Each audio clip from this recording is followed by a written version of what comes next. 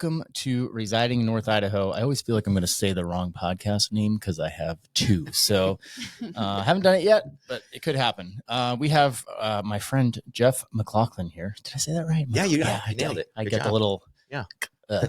Yeah. You got to spit a little bit when you say it. Yeah, I did. Just make sure you hit the Glock in the middle. We're good. Ooh, I never thought of it that way. Mclachlan. Yeah. Yeah. You need t-shirts that. I should have that. Yeah. You just emphasize the Glock. Yes, for sure. Yep, in all caps. Exactly. Just us. Yeah. So I'm excited to have you here. One, you have a lot of energy. You've been described as gregarious. Partially, Yeah, which is I think a cool word. I didn't come up with that. Someone told me that when they were describing you one time. I was like, it's a good fit. Charismatic. all those things. Yeah, I could keep going. Incredibly handsome as well. Dashingly handsome, Yeah. silver fox. Yeah. I think we first met in the CrossFit world and then jiu-jitsu as well. I see you there. Yep. So that's how we know each other. Did you kind of grew up in this area? Oh yeah. I'm lifelong. Was lifelong it? here. I can't remember if it was like Liberty Lake or was it here? Yeah. So Okay. I grew up in Otis Orchards, which is just it's on the dodgy side of Liberty Lake, wrong side of the river. So it's an old farming community, and it's been there I don't know how long, but it's really nice. It's like spread out. Everybody's got a couple acres. It's Cool. just a really nice. But it was just a farm town. I mean, we had orchards. It used to be all orchards. It was Otis Orchards, Okay. and now I think now there's only like 2 orchards left. And they're all pretty small. And now it's like farmland, and now it's turned into Yeah. So pretty soon it will be Otis Orchard. Otis Orchard Potentially. Yeah. Singular. Yeah. Singular. Yeah, that's a bummer. They still got rocks though. We got lots of rocks. Oh. We're good on that one. Okay. Yeah. That's good. That's good. I can't tell you how many, probably tens of thousands of tons of rocks I have moved during farming as a kid. Really? Oh my gosh. Every year. Just you clearing the rock field out. Yeah. Like what? I swear those rocks weren't there last year. So now I'm They moving them weren't. again. They weren't. And they just grow. It's That's like the the thing. most prolific thing that they grow there is weeds and rocks. That's hilarious. So you've been in the area. Oh man, you're a similar age to me, I think. So, Yep. gosh, you've seen the whole growth of this area too, which is yeah. probably kind of hard to see. It's interesting because I always expect growth. Yeah. So where I grew up, Otis Orchards, my grandparents had a place on Liberty Lake. And so we still have a family property on the water, which is great. But my grandfather bought 2 miles of beachfront and 300 acres in 1942. Wow. When the nearest thing to them was 16 miles away in Spokane, Washington. That is insane. Yeah. I wish my grandfather did that. Right? It was Yeah. crazy. And like uprooted his family from Seattle. My great grandmother cried all the way across the state. And like there's a whole like epic family tale about the regalia of like, oh my gosh, and we rode all the way across and she cried for 8 hours straight. Blah, blah, blah. Right. And then, I mean, she literally left all of her family, everybody she knew, and like moved to this place where there was literally nothing. And wow. That was Liberty Lake. And I mean, we've got a picture of the old homestead, and it's fascinating. The guy that sold him the land said, by the way, do you want this other 1,000 acres back here? And he's like, no, like what's that? Nobody's ever going to use that. Like, what do you, Oh my gosh. And now that's like the public golf course, the private golf course, the hill with all the multi-million-dollar homes. Yeah. Oh, Dude. man. Yeah. So, but that's how it started. And so, I mean, gosh, to watch that. So when I grew up, it was a 10-minute drive from my house to the lake.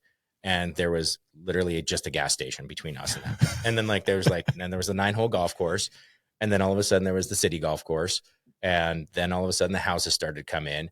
And now It's just bougie. it's, oh my gosh, we have a Porsche dealership, an Lexus dealership, A Tesla. a Tesla dealership, right? And you go, huh, none of that was there when I grew up. That is wild. I bet it was the coolest place to grow up, though. I mean, like having that old, I grew up in a small town too. Well, actually, we all did. So, yeah, I was like, it was the best. Oh yeah.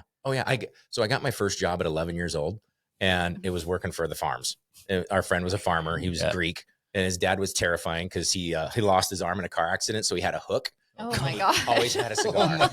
And he was just this scary, like World War II vet. And he was just tough as nails. And just, I don't remember anything he ever said to me other than I was just scared every time I saw him, just terrified. And his wife was Greek, and he married her. Like there was a huge age gap. So she was a war bride, but phenomenal woman. Absolutely loved her. She became like a second grandma. And I mean, so her family and my family grew up together. And That's so, cool. but that was my first job. And the cool part was that at 11 years old, they're like, okay, you're watering fields, you're moving pipes, go. And I'm like, but they're all over. And he's like, yeah, here's the keys to the truck, go. And it was like 11 years old. There's me and a couple other guys. We're like, we have to drive the truck now. And they're like, Can't even yeah, see go for it. We can't see out the wheel, Yeah. but there's like 5 of us. So we're fitting the cab of this truck squished all together. And we're like, we had to figure out how to drive a stick shift with like, Oh yeah, of course it was stick shift of too, course it right? was, yeah. Oh my Like gosh. rusted out floorboards, I think it was like a 1939 Dodge. Was it like 3 on the tree? Like, Oh no, it was the was on full the floor? Okay, but all right. yeah, oh man. But you'd have one person like working brakes and clutch, one person working the gas and the shifter. Like Oh my god. it was a mess, but it was so much fun because like you just had ultimate freedom. yeah. And even though it was a farm town, we didn't have farm licenses or anything. And they just said, yeah, just don't get caught by the cops. We're like, where there's cops. I haven't seen one of those. we didn't have them. Yeah. They just always warned us because they like didn't want us to be jackasses. So Yeah. that's what we did. We like, That's hilarious. so yeah, we had freedom, and it was a blast. It was a great learning experience to grow up in that environment where you had freedom to do that. And Yeah. you made $4 an hour, but it was like, good, I'm making $4 an hour. This is awesome. And all those monies that I saved up through the summers, that paid for my first couple years of college. That's Oh, cool. That's awesome. Yeah, Wow. it worked out well. Yeah. That's something. Yeah. I so wish that I could see this area. My grandfather was actually in Coeur d'Alene in the 50s, I think, with the CCC. Mm-hmm. And, I always like have this dream that maybe he bought a piece of land I didn't know about. And I'll just find out. But yeah, I don't think that's going to be a reality. But yeah. So, but I would love to see it back then. Mm-hmm. Now it's just feeling like a big city. Yeah. I'm sure that pisses the locals off a lot. There's pros and cons to it, right? Like with all of that, you get a lot more services, you get more restaurants, more things to do. Yeah. So there's that's a big pros thing. to it. Yeah. Oh man, like the food culture. Yeah. Food has come up a lot, substantially.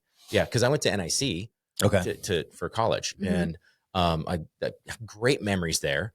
But like the Fort Ground Grill, which has now just been sold to the college and is no longer a restaurant. I don't know why. Oh, I did Yeah. not. Yeah. Yeah. And so, but that used to be this old grubby dive bar, and they had the mill downtown, like right down on the campus was Oh, like wow. an active like mill. And so you had this crazy, like you have the college and then you have mill workers. That's Oh it. my God. That's an interesting dynamic. Like mixing together. Yeah. You're like, okay. And this like squishy floored bar that you're like, I don't know if I want to go to the bathroom. I might catch something. This is weird. But then it became like this nice place. And now it's, I'm like, oh man, just those things that have changed. And you've seen, how downtown has changed. I mean, obviously we've had the resort there for a very long time, and that's been a kind of a pillar of our community because we are kind of a resort town. But like food has gotten better. The shops have gotten better. I would say even the streets are cleaner. Oh, really? Yeah. I mean, it's not that it was dirty or messy or anything. It was a working town versus where it's going now is it's a vacation. It's a destination area now. And I think that's really changed over the last 25, 30 years. And so, yeah. And because I mean, if you can look, there's a lot of old pictures of downtown, and downtown you had a mercantile. I mean, you had a legit, like all the way up into like the 70s and 80s. It was a working class town, and there were all these like just the little shops. And it's not like it is now where it's, you've got like high-end boutiques. You've got a haberdashery. Yeah. Which, like people are like, what the heck's a haberdashery? It's a men's clothing store for fancy people. I bought a sport coat there recently. Yeah. Louis the Tailor's awesome. I love him. Yes, he is. Yeah. He's done a lot of stuff for me. And I'm like, oh my gosh, I never knew this was a thing. I didn't either. But he's one of the transplants. He came here and he started to make a life and thing. Yeah. He was in Bakersfield. Yeah. But I'm like, oh my gosh, he dove into the community and he started to, he does things in the community, which I think is a really important part as people move here. Because obviously there's a lot of great places that you could live. This is a really good one.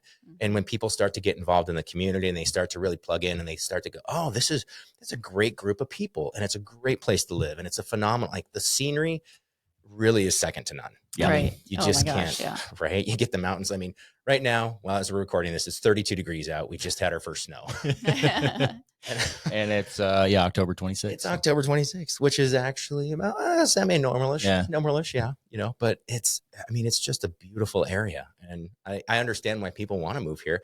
I don't always like it because obviously prices have gone up, Mhm. Right. you know, real estate. Yep. And I'm lucky that I bought my house 20 some odd years ago. Oh, yeah. that's good. Mm-hmm. Oh yeah. If I told you how much I bought my house for, you'd cry. Yeah, I don't want to know. You don't want to know. All I can say is thank you, repossessions and drug addicts. yeah, because those are the, you know, Yeah. it was a drug house. I Yeah. bought a legit drug house, and it was gross. It was really nasty, but it took a lot of elbow grease. And now I'm like, golly, man, it's phenomenal. It's like, okay, now we That's can do great. things that we want because we got a house that You don't have to worry about that. don't side have of to worry things. about that. Yeah, so that's a really nice thing. But other than like, you know, finding a grandfather that brought a property that Right. like, Yeah. by the way, here you go. Yeah. Yeah, that's a pretty good deal. That's pretty good way to go. Exactly. Yeah, best time to buy a house 20 years ago. Next best time right now. Oh man, that's good stuff. And like we love the energy here. I mean, I didn't realize, and I try to tell people that are moving here is like, you got to get out and do stuff. Because I've had a few people that are like, I just can't connect. I'm like, well, you're not getting out then. Because if you go out and you find the things that you like to do, whatever it is, there's a community around that, and you'll plug into like-minded people, and you're good. You're off and running. Like, yeah. No, I met so funny because we met at CrossFit. Yep. And I always tell people, like, if you're new to the area, go join a gym. Mhm. Like, Exactly. even if you're not going to stick around forever and you don't want to get in better shape or whatever, just go join a gym because it's a great way to meet people. And specifically CrossFit, Yeah. the suffering that you go through bonds people. And it's kind of like play. It sucks. Nobody it's like the play that nobody wants to do. Right. Because you're like, it hurts so bad, but then you laugh about it after you're done. Right. Yeah. But it's a great way to get to know people. So CrossFit, jiu-jitsu, we also do Pain is jiu-jitsu. bonding. It absolutely is. Bonds people. Right, Yeah. right. And there's so many communities here. I mean, we have, I think, oh golly, last time I looked, there was like 800 and some odd nonprofits in the area. Wow. Wow. Yeah. Yeah. And between here and Spokane, it's like 2,200 or something. It's ridiculous. There's like well over 1,000 of them. It's insane. Yeah. There's always something to get involved with. Yeah. And so it's just a matter of, well, what do you like to do? And where are those people? And that's it. It's that simple. If Yeah, you wanna there's get all back. kinds of groups out there. There's Oh, yeah. like, what is it, Meetup or something Mhm. that, yeah. Yeah. You know, there's one for people who like hiking, people who like fitness, like Yeah. to get together and do things outdoors or do that. I mean, there's anything. And you if can you're think of. really weird, you can cold plunge because, you know, there's a lot of us that do that too. Yeah. Yeah. I just had somebody reach out to me about that. Oh, And they're dude. like, dude, I saw you did like this cold plunge thing. You're like, you want to be on our podcast? I was like, what's it about? And he's like, like, you know, just being better. All right. Yeah. Okay, sure. I know about that. We'll talk about it. Sure. I know nothing about trying to be better through doing stupid things that hurt you. All my activities. Yes. Right. Yeah. Basically. Totally. That's really true. Yeah. You're right. Yeah. But that's the thing is like, here is a great place. You can cold plunge in the winter because the water is cold. Yeah. Right. But in the summertime, it's gorgeous. And there's always hiking. If you like skiing, there's 5 mountains within 2 hours of here. You know, ski mountain, like world-class ski mountains, Mhm. you know, and if you want to go up to Canada, that's only like 2.5 hours. It's not that far. You've got Nelson, BC. You've got like other great ski mountains, and you go a little bit further out. And now you've got like Western Montana. You got Eastern Idaho. We're in Eastern. We're not. We're in North Western. Idaho, Northwestern. Eastern We're on the Washington. northwestern edge. Yeah, Eastern Washington. You got hunting, fishing, hiking, Yeah. camping, anything you want to do. We've got like yurts. Like, I don't know if you've been to any of the yurts. No. No. Okay, so there are yurts out in the middle of the mountains that are skiing only, No way. Oh, Yeah. wow. Like Nordic ski. like Nordic Cross-country ski. Yep, skiing? you can cross country ski in or hike in, and you can stay at these yurts. Get out of you here. just blew You his just blew my. mind. So it's funny that you brought this up.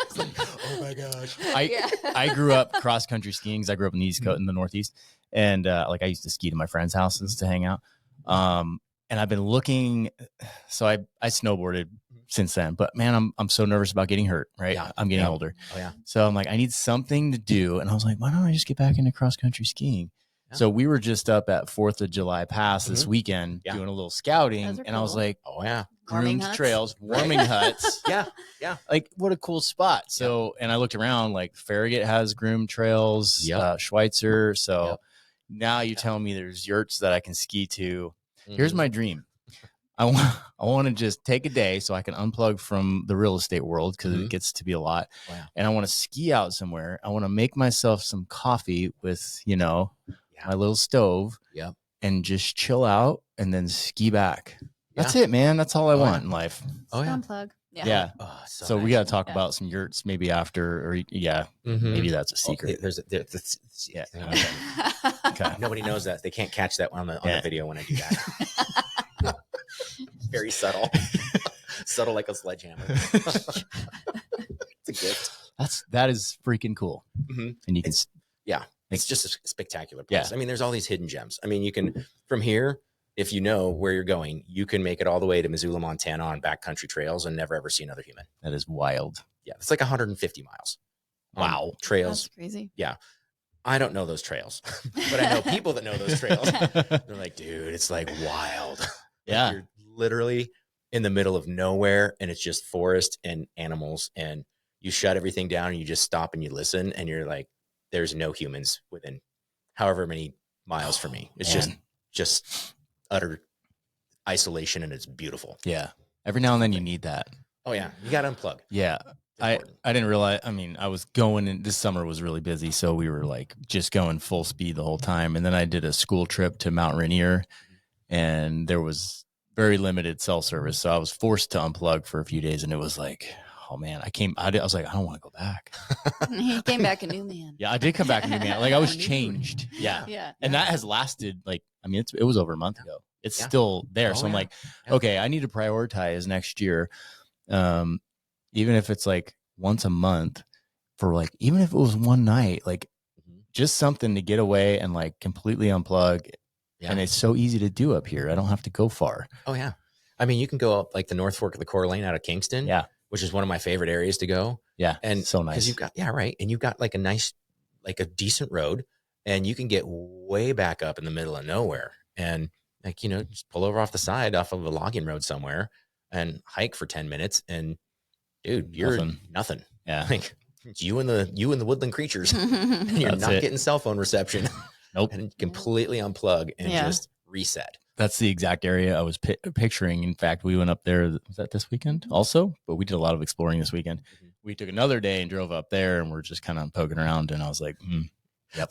The Pritchard Bar, like little restaurant and eatery. Did you get that far? That's not the Snake Pit? Is it a different one? Oh, it's about another 28 miles in. No. Oh, no, I Yeah. know. Yeah, it's Pritchard, so it's a town. I'm air quoting here. Do you go past Bumblebee?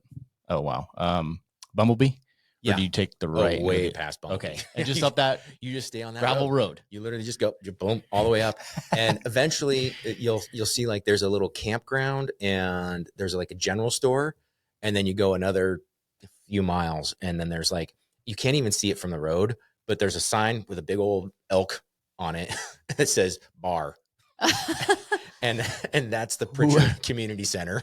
Dude, so people live out there full time? Yeah.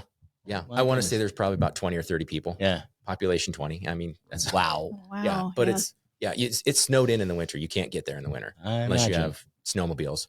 That is freaking cool. Yeah. Okay. Yeah. Clearly we didn't go far enough. Well, no, we had two kids with us that Yeah, they were like, I have things to do. Okay. Out there I love it out there. I had a friend who had a place at Pritchard in college. And so we'd go out there and we camp and we'd hang out and have fun. And then in the morning, him and I would get up at like 4:30 in the morning and we'd drive out further and we'd like fish our way back on these little creeks and streams. And like, the biggest fish you're catching is like 6-8 inches. And you're like, yeah, this is awesome. But one day we were out there and we're coming back and dumbest thing ever. He goes, boy, wouldn't it suck if we got a flat tire? no. And I was like, why would you say that? And like, I'm like, Oh. And so we're out in the middle of nowhere. We're fixing this flat tire and we keep going. We like fix it up. Takes us a half hour because we didn't have all the right tools. And we're like, okay, what do we do? We're going to die. Okay, whatever. We got fish. We're fine. And we come driving down the road, this dirt road, this like logging road. And we like look down in the center of the road. This thing is like loping in front of us. Like, what the heck is that? It was about a 200-pound cougar. Oh. And we like just followed it for like a mile. And we're like, this is unbelievable. And it like jumps up into a tree. And of course, what do? We stop. Yeah. Like within within 10 feet of the tree and get out. And we're standing on like the hood of the car looking up. And there's 15 feet above us is this giant cougar. And we're like, this is so cool. And then it starts hissing at us. And we're like, geez, we could die. Like, Time to go. We should get back in the car and leave. But like, and of course, we didn't have cell phones. Right. We're like, why? So there's no pictures of it. It's just like this memory that we have. Mm. And it's like, I can still see it, like this giant cat. And it was just so healthy. I mean, the tail was like 4 feet long. That's It It cool. was it was amazing. So that's the kind of stuff you can see out here. Yeah. Those things scare me. Cougars Yeah. scare me. Bears, not so much. Moose, yeah, those things are scary too. You got to watch out for those if you move here. Wise Moose, words. Yeah. Coyotes are not wolves. Stop calling the police for those. Thank you. There's a wolf in my backyard. No, it's a coyote. It's okay. This is important. If you move to an area with wildlife, you have to recognize the wildlife. Yeah. Yeah. And things that people should also know, that raccoons are not friendly creatures. No. They're vicious little trash pandas is what they are. And they steal stuff and they will eat your cats. So you need to know that. So, And definitely your chickens. They used to murder our chickens. dude. And they do it so mean. They just rip the heads off. Yes. Right. It was so horrible to come And then home to they that. waste the whole body. Yeah. They just do it for fun. Yeah. I think they just like, screw you, chicken.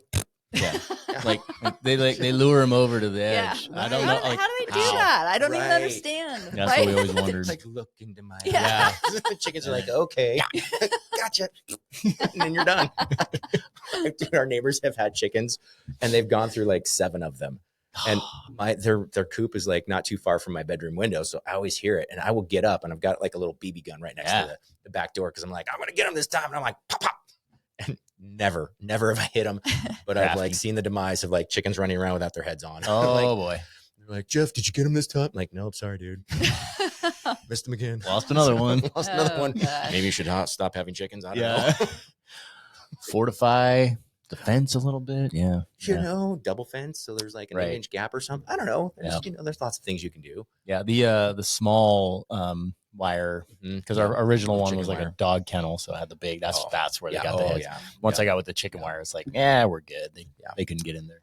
Yep. Yeah. Well, and then after the raccoons took most of them, the bear came and finished it off. It like literally just lifted the cage up and was like, This was Northern California too. Oh yeah. There's Yeah. bears there. Oh yeah, yeah. tons. Yeah. And then we had a bobcat issue for a while. So I killed like 12 chickens. Yeah, it was a murder fest. Mhm. Old Annie Oakley here smoked that bobcat with a 22. Nice. Yeah. Nice. One shot.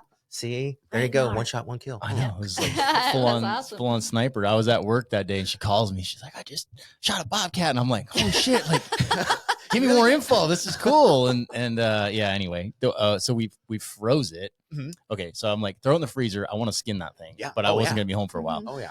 So a little while later, I thawed it, skinned it, had this like beautiful bobcat pelt. And this story ends tragically. Sorry, don't get your hopes up.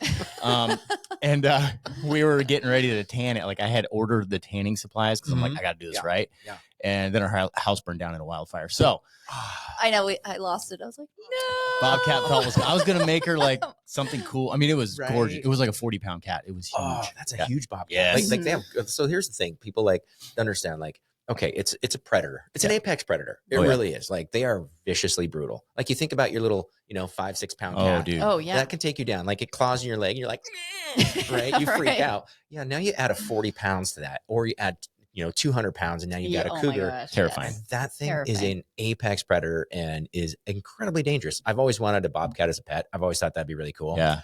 But I'm like, Not a and I 40-pound one. Not a 40-pound Dude, one. his I don't paws know. were like as big as my No. hands. Right. It was massive. Yeah. Oh, man, they're killing machines. Mhm. Yeah, but they have gorgeous coats. Yep. Gorgeous. Oh, This one was beautiful. Yeah. Yeah. Mhm.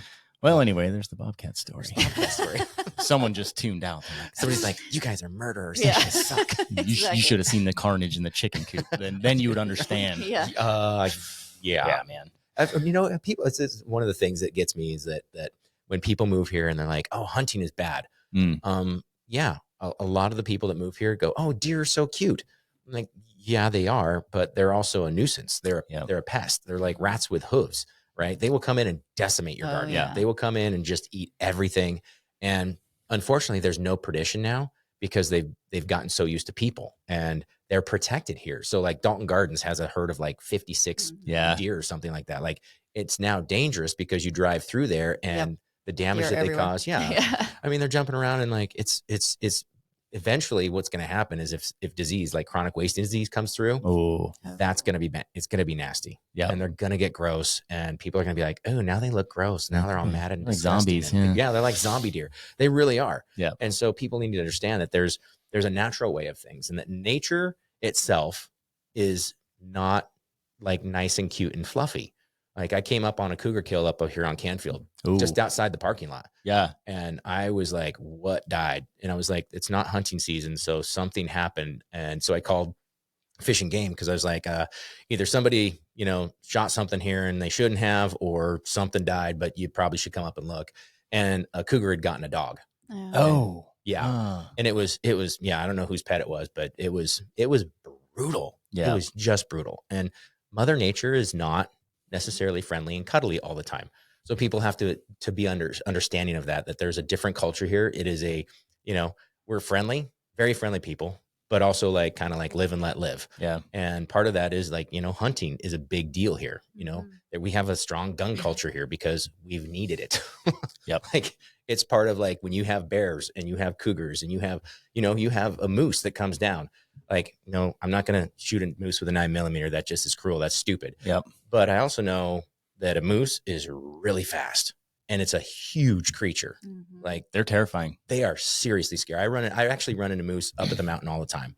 And that's the thing. That's the one thing I'm more scared of than anything is the moose. Yeah. Like I figure a cougar, I'm gone. I'm just a death from above. You won't see it coming. I won't see it coming. It's just going to be like thump. And I'm like, crap. That's, and I'm done.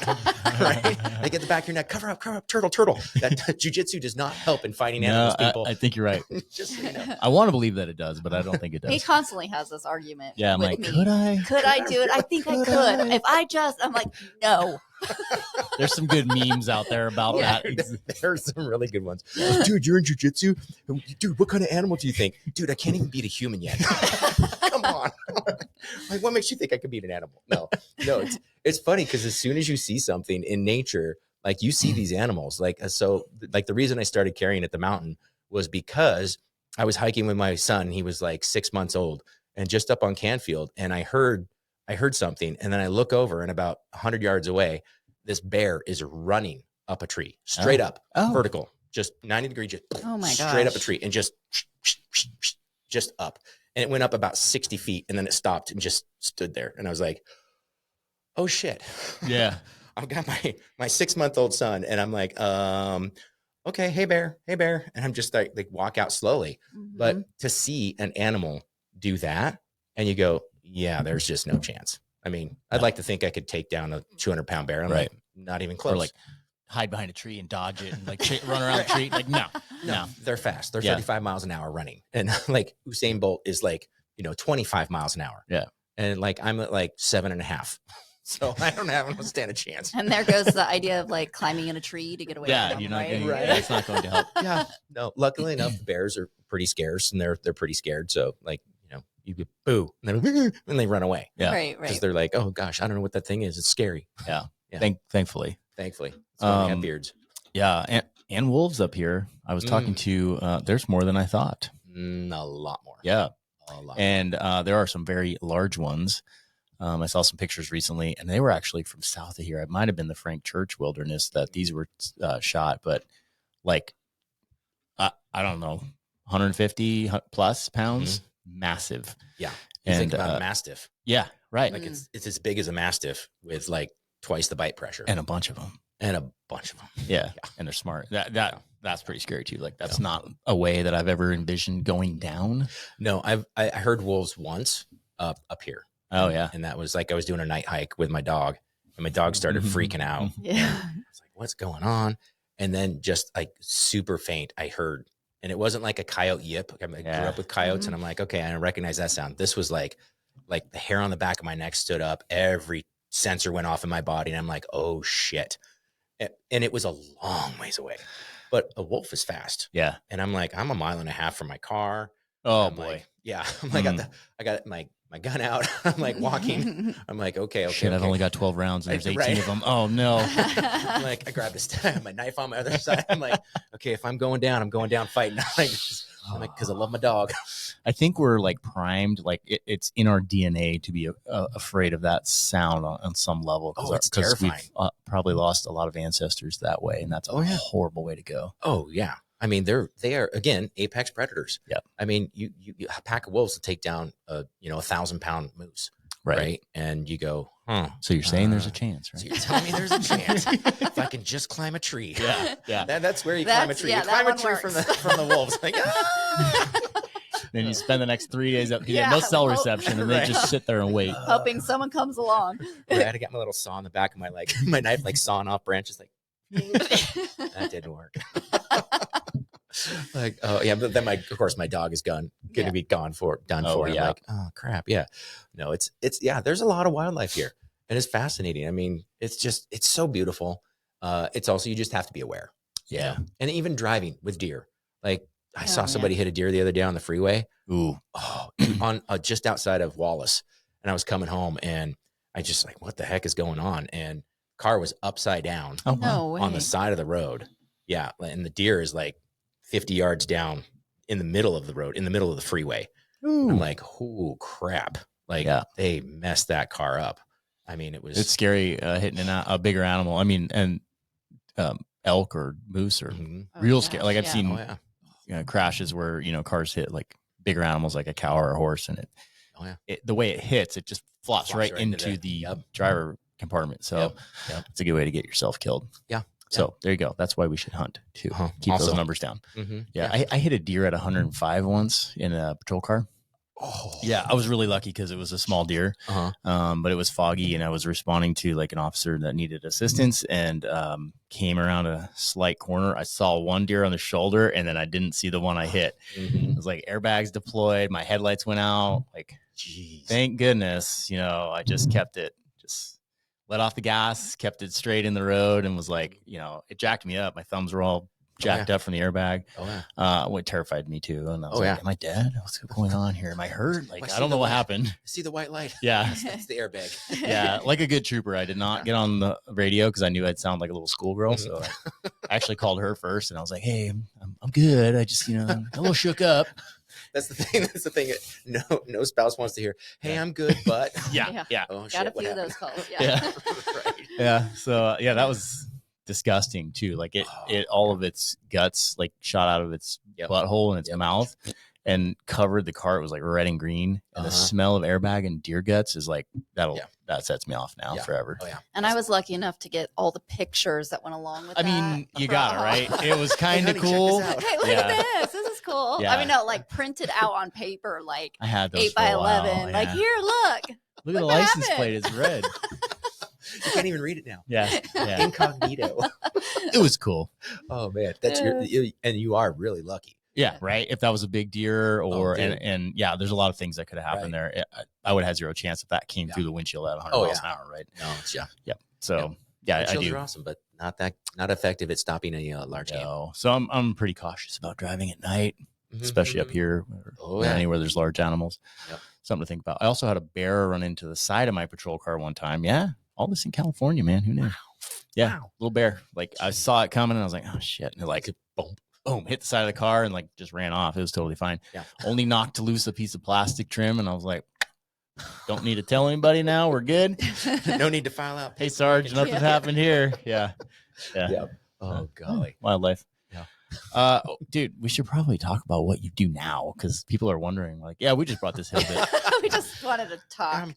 Brought this hillbilly in here, and this guy that does he spends all his time out in the woods. What does he do? I'm a professional hunter that has never shot anything because I can't shoot for shit. But that's okay. Hit the broadside barn with a shotgun once. I was real lucky. I know. Yeah. No, I'm a professional speaker, trainer, and coach. There you go. Yeah, I know. It's almost exactly the same as the other things. Yeah. I think people can probably tell by talking to you that, you're pretty good at talking.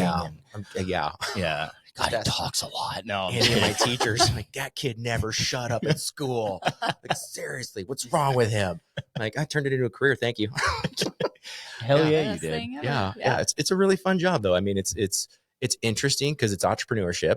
and I'm my own boss. And so sometimes my boss is a total jerk and like makes me go to work and stuff. But it's kind of how I do things. It's, it's interesting because it's kind of like real estate where it's feast and famine. You put a lot of time and effort and energy into what could potentially be something. Yeah. And so you're constantly having to find clients. And, I'm lucky enough that I do a lot of work in schools, and schools have new students every year. So I've got a solid bank of clients that I go to on an annual basis. And I've been with them for 10, 15, 20 years. Oh, wow. Yeah. And I just go back to the same school. I always work with a grade level, and I go down and I do my thing, and it's just a part of their culture now, which is really nice. And I've just started to expand into working with corporations and organizations on play, and how do we use that to increase communication, engagement, and profits. And it's just a fascinating world because adults need to play too. Yeah. Yeah. We like to have fun. We'll fight it. Like, I know if I were in a corporate environment, I'm like, oh my God, what's this guy doing? But then I'm sure 5 minutes in, that'd be like a nightmare for me. Yeah. I'd be the one sitting in the, like, listening, like, don't call me, don't look at me, don't make eye contact. He would single you out. Yeah, I would find you immediately. Like, you'd be the one where I just walk into the room and be like, I'm like, no. I see that all the time. I need to go home. I don't feel well anymore. Can I just leave now? No. I because I've worked with like just over 2 million people, and I love, I love what I do, and I absolutely do it. But it's so funny to watch people who go into that situation and are nervous and are anxious. And I've seen a lot of like anxiety and mental health and wellness issues increase after COVID because people were divided. We were literally separated and told that, human contact is bad. And now you go, okay, cool. We've made it through. Okay. But we're still suffering the consequences of that disconnection. And so we want to be connected. We have to be connected as humans. We're made for tribal communities is what we are. And so that's why finding your community within your community is so important. It's having a group of people to support and care and talk about things when you don't have a great day. And when, especially, men and mental health, like, we talk about, I've worked with police officers who, it's a tough job. It is not an easy job. Police officers, medical, education, those are incredibly high stress jobs where there's not a lot of appreciation. You're not exactly happy when you get pulled over. Right. You're not happy when you have to do homework. You're not happy when you have to go to the hospital because you're usually in pain and you're grouchy. So they get sometimes, unfortunately, the worst of the worst. And it's just part of the job. But how do we support those people in being, one, awesome at what they do, two, making sure that they can do what they do? And how do they have a support system so that they can feel like they matter? Because they honestly, like, think about it. There's nothing in the world that you can do without an educator, like without a teacher, without somebody who helped you to learn in the first place. Because most people, a lot of people will learn, they'll learn on their own, right? There's a school of hard knocks. I know some fully illiterate people who are absolutely brilliant. But at the same time, what would their life be like if they would have learned how to read? There's a big difference. So education, it starts there, and then everything stems from that. And so how do we support the people who are supporting others? And how does that make a difference? So if they have a sense of playfulness and joy in the work that they do, because let's face it, sometimes those jobs can be really, really fun. Oh yeah. And sometimes they can really, really suck. So how do we support those people? How do we make it a career that is worthy of the people that are doing it? And it also serves the communities that they're in. And so for me, I've done all of that through play. And it's very fascinating because you get people who are very serious and very like, I don't have time for play. Play is just play is useless. Play is for kids. And you get some of those people and you start to play and you show them different ways of play. And it's the engagement that they have. It's the fact that all of a sudden they are connected to another human being. Because when you're in play, nothing else matters. It's the play. And it's cool because it helps you go into your default mode network, which is your brain. It's the brain that solves all your problems. And it allows you to go into there because you're not thinking about work. You're not thinking about taxes. You're not thinking about where's the next deal coming from. You're just in the moment, and your brain can subconsciously work on all the other things. And so it's fascinating when you can incorporate play into what you do. It just makes everything better. And another thing is that play actually helps you learn faster, substantially faster. So it takes anywhere from 400 to 450 repetitions to build a synapses in your brain. So that's a lot of repetitions. But if you do it in play, it's 20 to 30. Oh, wow. That's wild. Yeah. Yeah. Dude, so you want to get better at something, play at it. Right. There are very few things in life that, like, I am able to, be completely in the moment with. Jiu-jitsu is one of them for me. Yep. Oddly enough, like carpentry, working around the house, that's one. But other than that, other than like intentionally trying to meditate, it's hard for me. I imagine other people too, to like be in the moment for those things, because there's always the distractions. Yeah. You put me on a yoga mat. Yeah. And the only thing I'm thinking about is, how do I breathe and not die? Yeah. I'm totally exactly. Right. I have tried so many times to do yoga. Especially hot yoga. I need to go to yoga. And then the whole time I'm like, when is this over? Like, I'm so done with this. This is painful. I hate this. Like, I work out and like, it's hard and I love it. Yeah. But yoga's hard. Yoga's hard. Yoga's the hardest. Yoga's way harder than jujitsu, way harder than CrossFit. And then you add hot yoga to it. And I'm like, literally like, there's a Lake Mclachlan right there. This is puddle of human. I'm like, I think most of that's sweat. Not sure. Sometimes I'm not sure. Oh gosh. And you just did a TEDx talk, dude. I did. Tell me, like, I didn't know. I don't even know what the topic was, to be honest. I just know that you did it. Sorry, I'm not that great of a friend. No, it's okay. I'm really bad at social media and like putting things out there that I'm doing. Yeah. And so I don't think I was as effective at saying, oh, by the way, I'm doing a TEDx talk. I literally like told like 10 people. I'm like, hey, I'm doing a TEDx talk. They're like, okay, cool. My family didn't know I was doing it until a week before. Oh my gosh. I'm like, sorry, mom and dad, I'm doing a TEDx talk. You should come. It'll be great. Well, I did see your picture on Facebook. There's one with the TEDx sign behind you. Okay, that's fascinating because I haven't actually been on Facebook in almost a year now. It'll be a year in November. Oh, really? Wow. Yeah. Apparently, so there's things that you need to know. I didn't do anything illegal. Okay. I'm a good person. I don't break the law mostly. And I was in a conference. I spoke at a conference in Michigan, and I plugged in my cell phone at night, and my phone blew up. Like literally, I heard a pop and a sizzle, and I was like, oh, and it was gone, eternally gone, never coming back. So I found my way to the airport without GPS. Wow. Thank God I was born in the 1900s. Surprised you survived this ordeal. You would not believe the gal. I went downstairs. I said, I think my phone just died. I need to know how to get to the airport. And she was like distraught. She's like sobbing. Like she almost was crying. She's like, your phone died? She was concerned about my phone. I'm like, yeah, it's okay. It's my phone just died. I just need to know how to get to the airport. She's like, but your phone died. I grew up without this. I'll be fine. I'm gonna be okay. I just need. Do you have a paper map? Right, exactly. And she's like, "What's a map?" Yeah. She actually said, "Wait, what's a map?" No way. Yeah, she was young. She was probably like 20 years old. And I'm like, "Oh yeah, you don't understand." She was all hung up on the phone. So I ended up making it to the airport. I come home. I get a new phone. I log into all my stuff, and they're like, "Great, okay, cool, great." I fly to California the next day. I plug in my phone. Pop, second phone dead. No. Yes. Second phone. Your dead. charger? It was my charger. Yep. It had a kink in the cord and the cable, and that caused a short, and it literally fried the motherboard of the phone. Very expensive mistake there. Yeah. I was 4 days away from my 365-day warranty on the phone. So I got it fixed. And the next one, I got the insurance on. So I paid $100 and got a brand new cell phone. Good.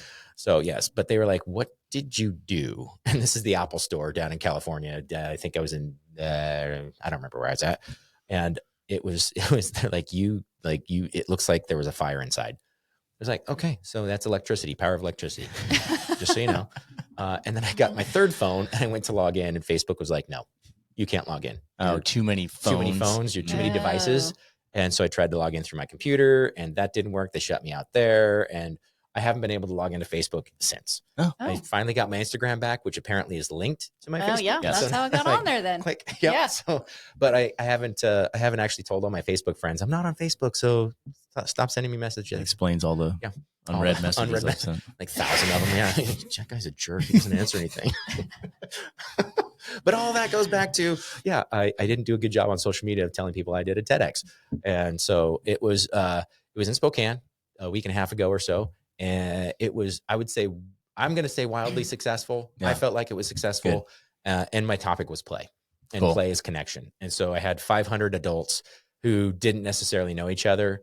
I took them through play. Oh, nice. So is this going to be recorded where we can watch it? It is. I don't know when it'll come out. So that's the weird thing about TEDx. They don't tell you is that like, they're like, oh, you're going to get a TEDx video. This is great.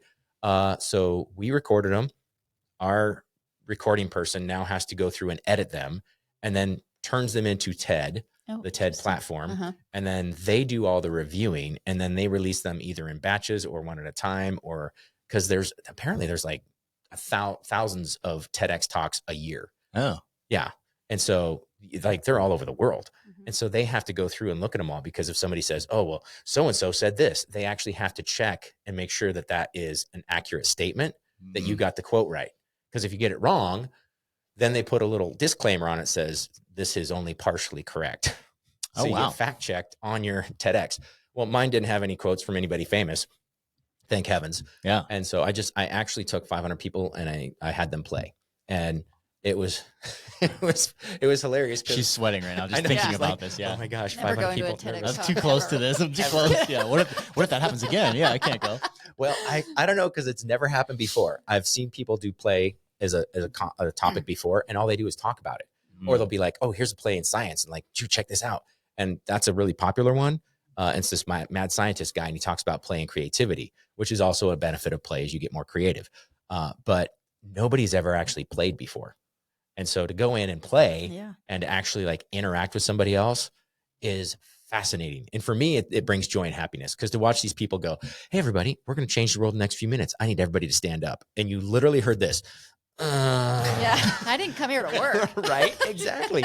And all these people groan, 500 people groan as they stand up. And I'm like, all right, cool. Thank you. It's like you've been listening to TED Talks for like for the last like hour and a half. All right, it's time to work. Front row, turn around and face the row behind you. Oh. And they kind of go, wait, what? And they turn around and said, the third row, turn to face the fourth row. And so I just gave directions, and then I facilitated a tiny bit of play. Once I got them playing, it was everything I could do to get them to stop. Ooh, that's nice. cool. Which was really cool. I mean, literally standing on stage like, hey, everybody, okay, I need you to stop now. Your time is up. Shut up. Everybody turn back here so you can do the next thing. So I'm hoping maybe they'd edit that part out. Like, stop having so much fun. We got to go on. But so, yeah, it was wild to like show them, like, it doesn't take very long. It's literally, for that group, it was about 4.5 minutes of play. Wow. And they were laughing and talking and just completely engaged and enthralled with the person. And it was so funny, because I had a lot of people come up to me afterwards, and they didn't talk about the keynotes. They didn't talk about me. They talked about the person they played with, which was my entire point. Yeah. Is that play connects you to another human being, and it does it really fast. And I had probably at least a dozen people go, oh my gosh, so I learned this about my partner. The person was this. And then somebody had my dad. They came up to me like, dude, I met your dad. Did you know he's a coach? I'm like, yeah, I did. Did you know? Right. I was like, oh, this is great. But it was so much fun. And then my dad talked to me about him. He goes, oh, hey, they're doing their TEDx in a couple of weeks up in Vancouver. You should totally go check them out, Dad. I'm like, okay, cool. Thanks, Dad. That's so man. awesome to see the excitement. Right. Yeah. Right. And that's what play does. I mean, you look at kids when they play, when they do stuff, Oh, yeah. it's their natural state of being.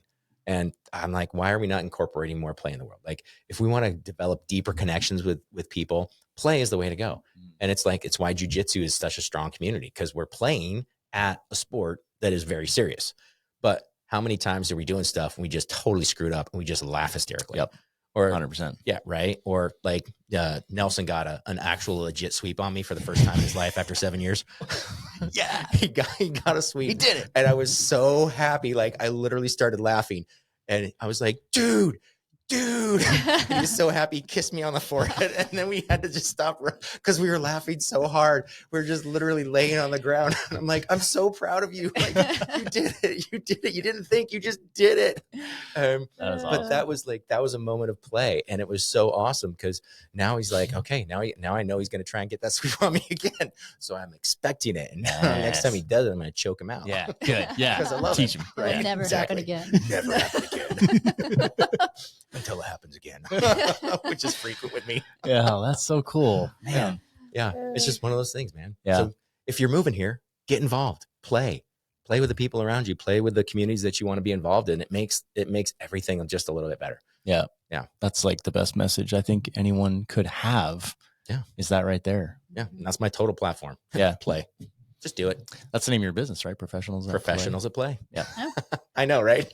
Yeah, people go, oh, now it makes sense. I Yeah. get it Yeah. now. Yeah. It took me a minute when I first saw it. I was like, wait, what am I reading here? So is Oh. a lot of your talks like, I mean, obviously they'll never be exactly the same, but are they the same? Like, you have your gig down and it's pretty easy at this point? Kind of do. Well, so It's interesting. It depends on the client I'm with. So if it's in schools, I've got that lockstep. I know I go from step A to B to C to D. I go all the way through.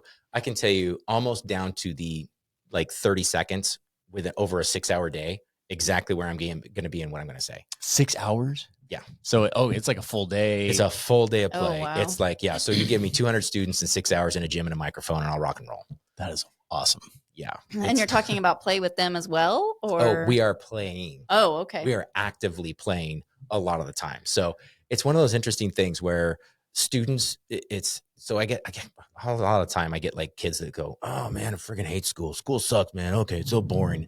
I'm like, okay, cool. Well, what if we change the environment a little bit? What if all of a sudden there's more play incorporated? And instead of sitting at a desk listening to a teacher, you're actively engaged in the process. Now, all of a sudden, those kids that are usually not really good at sitting still for a long period of time, like I was one of them, now they can be wildly successful because they can move, they can engage, they can talk, and I encourage that. And so kids, I'm like, okay, now's the time to listen. Now's the time to talk. Go. I think that's a hard thing to balance with kids. Like, Oh yeah. With those boundaries. So the school our kids are going to now, that's kind of their premise, like learning differently. And there's some teachers that are doing it amazingly and they somehow know how to balance that with the kids. And then, so this is only their second year. So the school's second year. So some teachers got let go last year and now there's some more. And like we're watching and we say, okay, these teachers are probably not going to stay because they're going back to the traditional, like whip if you talk kind of thing. And, the kids like, I don't know, the kids, they don't feel like they're learning, but they are learning. And like you said, in such a good way, what they're learning and they're enjoying school. So it's the first time that our kids are like, I like going to school. I look forward to going to school. Like when summer break was over, it was like, I'm ready. Like, let's do it again. Yeah. So it's which is cool. fascinating. Yeah. And I think that there's going to be a massive shift in education. And there's a lot of like AI stuff and that's coming out. And I'm like, I have different thoughts on that and I can see the benefit of it, but also it's how it's going to change things. So we need kids that are creative. We need kids that can think outside the box because there's going to be so much stuff that's going to be just like, oh, put it in the AI robot and let it do its thing. Right. So how do we get creative on what are people going to do? Like if you have more free time, you can be more creative. And so if education is the place where we can start to foster that process of creativity in learning and education and how do you apply things? I think that's a big question we don't ask. How? Why? We asked like the what happened. What's the answer? Right. What's the reason? Right. Rote memorization is no longer it's not going to apply. It's not necessary because you have a supercomputer in your pocket where you can look up all the answers in a second. So why do we need to have rote memorization? Why are we not doing more group projects where you have to learn how to work together and start them with something small, start them with something fun? Like here's spaghetti and some string and some tape and a marshmallow. And you now have 10 minutes between the 5 of you to create the tallest tower. Good luck. Your time starts now. Yeah. And those are all the supplies you get. You don't get new ones. If you break it, sorry, just deal with it. And so that right there, that activity is a fascinating one to do because you can see how they, 1, communicate, and 2, how do they get stuff done? Do they have any understanding of physics? Do they have an understanding? Because if you get young kids, which by the way, they've done this experiment with those tools from kindergarten all the way up to CEO and like high level, like brilliant people, NASA engineers and all that kind of stuff. You know who builds the tallest towers? Kindergartners. Really? Kindergartners on average build 28-inch towers. That's crazy. NASA scientists are 18 inches. Wow. That's wild. Like, no limitations, I guess, in their mind, right? They have no idea this They things don't are know what possible. they don't know. Yeah. And they fail so fast, so quickly that they just they boom, and now they've succeeded. They fail their way forward. Whereas, people who are older, we don't want to fail. We don't want to mess up. Yeah. If you gave me that, I'd spend like 4 minutes like looking at it and thinking about it and then a minute trying but that 4 minutes I should have been just doing. Right. But that's the thing is as adults, we've been taught a specific process. Okay. You start here, you finish here. Okay. That's it end. But there's that exploration piece that's now missing. So we need to teach like our young kids how to explore, how to be fascinated, how to have wonder and curiosity. If you have that, like now you can start to really teach. If you have a kid that's like fascinated with motorcycles, why are we not talking about motorcycles in class? Right. Why are we not giving them projects of like, well, wait, why does a motorcycle work?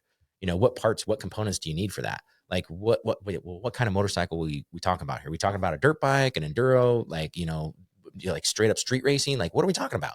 Like, there are so many aspects that we are missing out on: the creativity, the engagement, all those things, because we're not plugging into what the kids are actually interested in. Mm-hmm. And so, dinosaurs. I was a kindergarten teacher as well, and my entire classroom was play-based. And it was, I bet that was fun. Oh, yeah. it was fun until I got in trouble for playing too much. It's kindergarten. Come on. I know, right? It's one of the reasons I left education. They're like, you're playing too much and teachers are jealous because you're going outside. I'm like, yeah, but we're doing science experiments. We're discovering, oh man, you would not believe the things the kids can find on a playground. Yeah. Like, I'm like, all right, I need every one of you to go find something interesting on a playground. Go. And they would run around and they would like literally just be scouring the earth. And some kids would be like, oh, check this out. It's a blade of grass, but it's got 2 separate little thingies in it. And that's fascinating. Like, okay, what are those 2 thingies? We should probably find that out. And so then we would base our science off of the things that they found on the playground. And we'd say, well, wait, why does a blade of grass have a little line down the middle and it's slightly bent? Right. What's the point of that? And so we'd look into it and it was like, oh, okay. I don't actually remember the answer right now. Damn, I'm waiting for that. But it is a blade of grass for a reason, because it does cause microcuts. And so blade of grass is actually a blade. Oh. Yeah. Mm-hmm. So you get some like those high weeds when you're hunting, and all of a sudden you're like walking through in your shorts because it's really hot out and it's early elk season. And you're just like, ow. Yeah, they're blades of grass. So just so you know, there's science for you. Once again, nature's a harsh mistress. Yeah. Harsh mistress. Nature will cut you, bro. Blade. Oh my gosh. Wow. We got to get out more. Yeah. Well, we're creeping up on an hour, so I don't want to take. I know you're a busy guy. Crazy. You got TEDx talks to do and playing to do. Apparently, I do. I actually, from here, I get to go and so our high school cross country team. So Coeur d'Alene High School is fantastic. They are ranked 10th in the country. Wow. Yeah. So high school cross country is one of the few sports in high school athletics that actually has a national championship. That's wild. It is wild. And so we were ranked 10th. And so they are getting ready to go to state. So I'm going to go play them off. I have a conch shell that I like to blow because it sounds like a Viking war horn. Oh, dude. Oh, nice. And so that's I'll go and wish them well. And then I'll go see them at state this weekend. Oh, cool. Well, that's super cool, man. It's a good time. And I get to go play and have fun with a bunch of really, really ridiculously fast high school kids. Yeah. Yeah. They're such good kids too. That's cool. So cool. And they've accepted my son as like one of their own. Nice. Like, awesome. Thank you. Yes. Get him good grades. That's You have a neat job and a great perspective on life. I appreciate that. Yeah. Thank you very much, man. Yeah. So we will put contact info in our description for you. And that way people, if they have a need for your services. Don't look for them on social media. Yeah. Don't message them on Facebook. Don't find me on Facebook. You can find me on the Instagram at, I don't actually know my handle. I know I'm on LinkedIn too at Geoffrey McLaughlin. Oh, there we go. It's just Geoff McLaughlin. Or maybe it's professional supply. I don't actually know. See, this is the thing. I should probably actually learn my handles. People are like, where are the handles? I'm like, my love handles. I got those. Yeah, got those on lockdown, bro. Either way, we like to have fun. Yes, this is great. Hey, this has been an extremely fun conversation, and I learned a lot about the area too. So it was a double whammy. Yes. Well, thank you so much for having me. I really appreciate what you guys do and the awesomeness that you've actually brought to our community. Thank you. You've really plugged in and you've made a difference. And gosh, you got great kids and they're plugged into the community and it's you've made this your home. Yeah. Which is a really big deal. Yeah. We love it here. Mm-hmm. Don't ever want to leave. No, never happening. Nope. Nope. All right. Can't get me out with a stick. Thank you, Geoff. All right. Thank you so much, you guys. All right. Bye. Bye.